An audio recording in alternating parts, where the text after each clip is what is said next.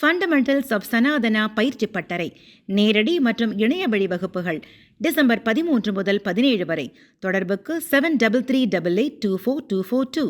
இந்தியாவில் இதய நோய் மற்றும் சர்க்கரை நோயால் பாதிக்கப்படுபவர்களின் எண்ணிக்கை அதிகரித்து வருவதாக பாதுகாப்புத்துறை அமைச்சர் ராஜ்நாத் சிங் தெரிவித்துள்ளார். லக்னோவில் நடைபெற்ற கார்டியாலஜிக்கல் சொசைட்டி ஆஃப் இந்தியா 2024 ஃபெலோஷிப் பட்டமளிப்பு விழாவில் கலந்து கொண்டு பாதுகாப்புத்துறை அமைச்சர் ராஜ்நாத் சிங் அங்குள்ள மருத்துவர்களிடம் பேசுகையில், இந்தியாவின் மக்கள் தொகையில் இதய நோய் மற்றும் சர்க்கரை நோயால் பாதிக்கப்படுபவர்களின் எண்ணிக்கை அதிகரித்து வருகிறது என்றும், தற்போது கவலையளிக்கக்கூடிய ஒன்றாக மாறியுள்ளது என்றும், இதுகுறித்து அடிக்கடி ஆய்வு செய்யப்பட வேண்டும் என்றும் கூறினார்.